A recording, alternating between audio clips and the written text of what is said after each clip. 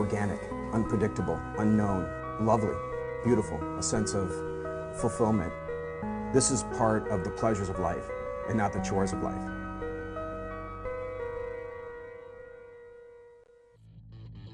On this edition of Daily Iowan TV, unpasteurized cider gone bad? Find out what foodborne illness is causing locals to rethink apple cider purchases. Attention future Hawkeyes, learn more about how being accepted to the UI could be easier than you thought.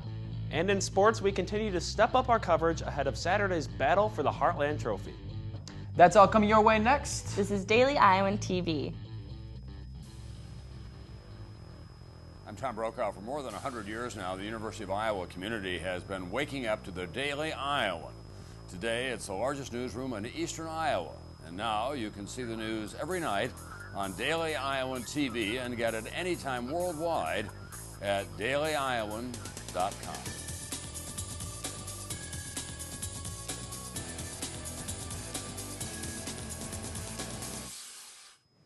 Welcome everyone, and thanks for watching. I'm Jacob Esser. And I'm Rebecca Swibes. Apple cider is a popular fall season item on the markets. But what if that Red Delicious wasn't so nutritious after all? Our own Stefan Duran gets to the core of the story. The changing colors of the leaves and the cool autumn weather means it is a perfect time for old-fashioned apple cider. Apple cider has been a favorite drink to many this time of year, but as of last week, 11 cases of a foodborne illness called cryptosporidiosis have been linked to apple cider in Johnson County. After the illness reports, public health officials were able to determine that unpasteurized cider was causing the problems. You have to kind of go through, okay, well, if it's this organism, what's the incubation period? So you look at different time sets. It gets a little complex, but there's some really good guidelines. Selling of unpasteurized cider is legal with the right license and found most commonly through private vendors.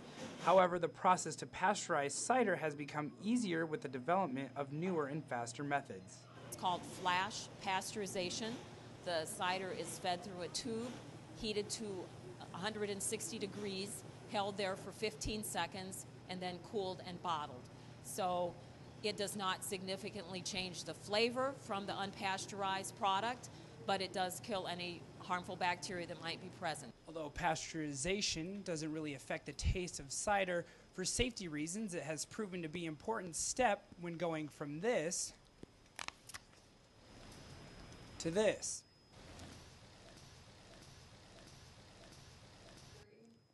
Daily Iowan TV. High school students applying for colleges know how time-consuming this process can be. However, there is a website that can help. The website named The Common App allows for students to only complete one standard application and then can send it to 500 colleges in the U.S. Even though the Common App began in 1975, recent glitches are causing major stress on incoming undergrads. DITV reported that the UI is not affiliated with the Common App website. Speaking of applying for colleges, it seems as though getting into college has become a lot harder over the years.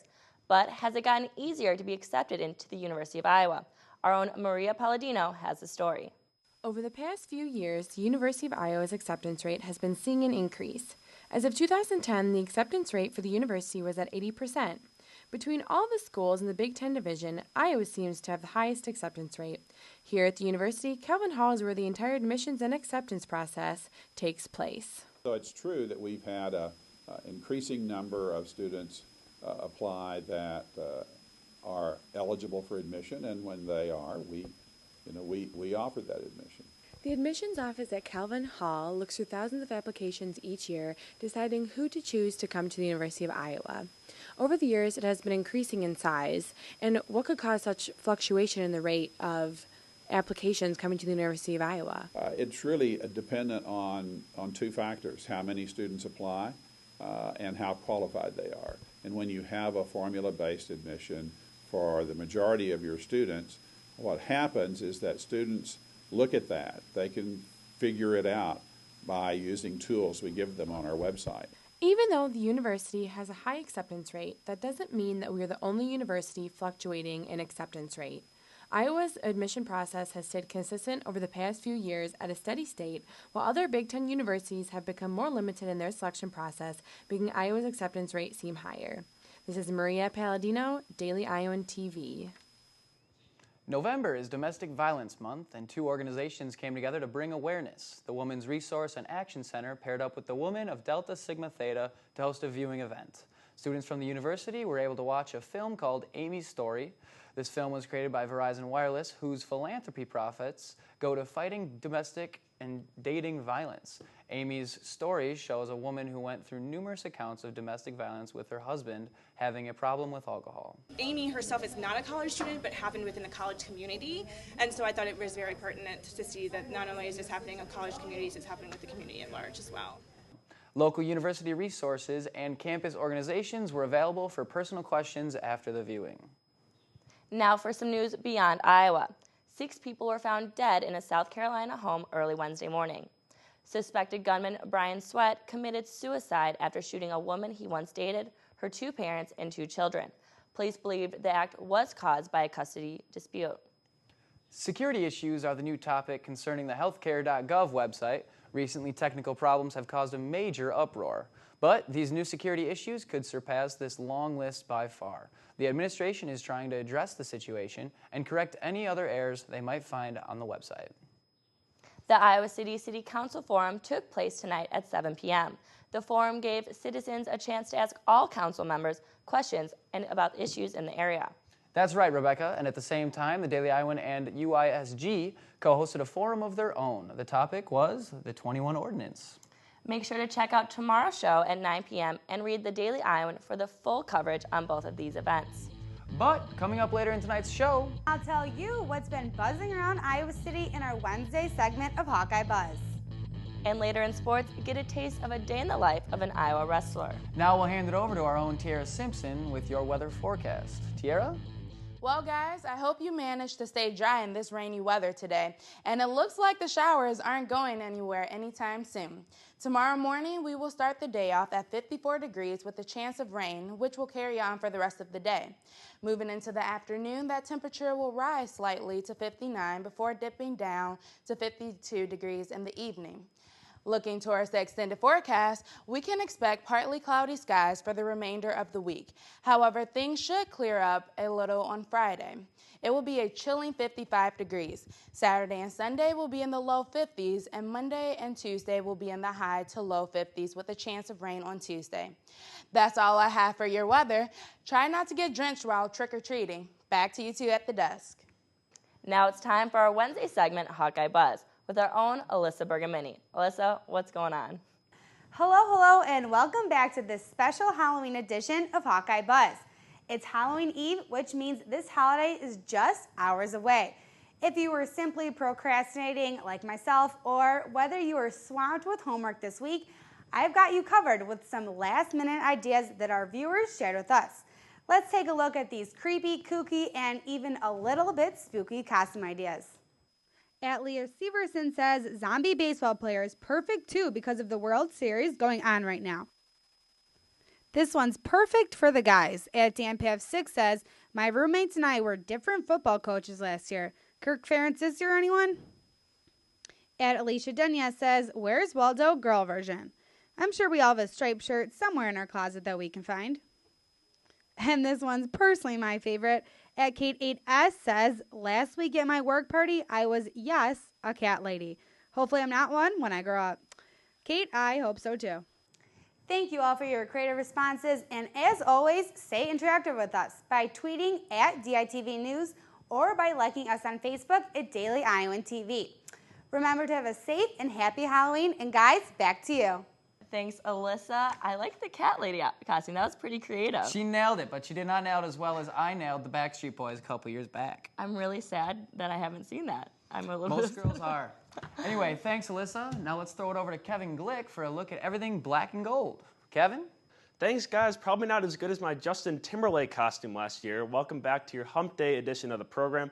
Plenty for you on tap with this weekend's battle with the Badgers for the Heartland Trophy and wrestling right around the corner. We start tonight on the mat. The Hawkeyes open the 2013-2014 campaign on November 22nd with the Iowa City Duels. However, they're sending Tony Ramos and defending national champion Derek St. John to the NWCA All-Star Classic this weekend in Fairfax, Virginia. Our very own Lauren Moss worked out with junior Jeremy Fowler to get an inside look at the day of the life of an Iowa wrestler. This is Laura Moss. I'm sitting here with Jeremy Failer of the University of Iowa men's wrestling team, and he's going to show us a little bit about how he maintains his wrestling weight. And can you tell us a little bit about what you do? Yeah, absolutely. You know, going through workouts, we have our weight training regimen that we do with our coaches. You know, we have that in the morning 2-3 times a week. And then on Saturdays, we have an open practice that open for all fans and before the football games, for home football games. In addition, we got practice 3, 4, 5, 6 times a week, where we just, you know, scrap, battle, stuff like that, the fun stuff. Yeah, well, this is obviously a very aggressive sport. Get hurt. What drew you to this sport originally? Oof. Probably because my mom told me not to. Did she watch you wrestle, or did she have a heart attack? No, she closes her eyes and she does that whole parent-mom thing. But then she starts cheering. It's pretty funny. Yeah. She's a good mom, but yeah, it's funny stuff. You're a tough guy. You got a black eye right now. What do you want people to know about you that they wouldn't normally know by just looking at you? Oh, I know how sensitive I want to get here, but we all like animals. I like Petland. I love Petland. It's a go-to for me. Dog or cat for them? Dog. Dog. German Shepherds. Oh, German yeah. Shepherds, Labs, straight up American dogs. Going off of that, what is something that makes you cry? Cry? Oof. Titanic. Titanic? All right, we're not going to tell your enemies or any opponents. Titanic? Titanic, favorite movie of all time. Love that movie, 100%. Great movie. I love Celine Dion singing that song, you know what I'm saying? It just pulls at your little heartstrings. So if your opponent was to quote Titanic to you, you just be weak? No. Give up? I actually might even be even stronger. I would probably start singing and belt them out, you know, put a little solo. Signing out, this is Laura Moss, Daily Iowan TV Sports. Thanks, Lauren. We move to the gridiron with today's centerpiece, a trophy game preview from our football beat reporter, Jordan Cabialis. Jordan? Fresh off their overtime victory over the Wildcats last Saturday, the Hawkeyes must quickly turn their attention to the Wisconsin Badgers, who are ranked 24th in the nation. The Hawkeyes haven't seen Wisconsin since 2010, and although it has been 3 years since they last met and Brett Bielema is gone, the Badger offense, which is 11th in the nation, looks very similar. It's a little bit unusual in that we haven't played in a couple of years, so there's been a gap. We've been able to watch each other on film, I think, and certainly with the coaching change. So, yeah, offensively, they look very similar. Not identical, but very similar to what they've been doing, and for good reason. One of those reasons being the ground game, which has consistently been a strong point for Wisconsin. Led by running backs Melvin Gordon and James White, the Badger ground game is 8th best in the nation, averaging just under 297 yards per game. Defensively, Wisconsin is even better at stopping the run, boasting the nation's 3rd best rushing defense, allowing just 87.6 yards per game. This marks the 3rd top 10 rushing defense that the Hawkeyes have faced in their last 4 games and have averaged just 76.5 yards per game against them. The Hawkeyes have also seen their rushing offense drop to 47th in the nation.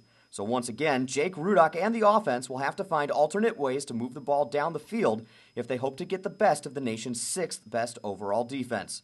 Jordan Cabialis, Daily Iowan TV Sports.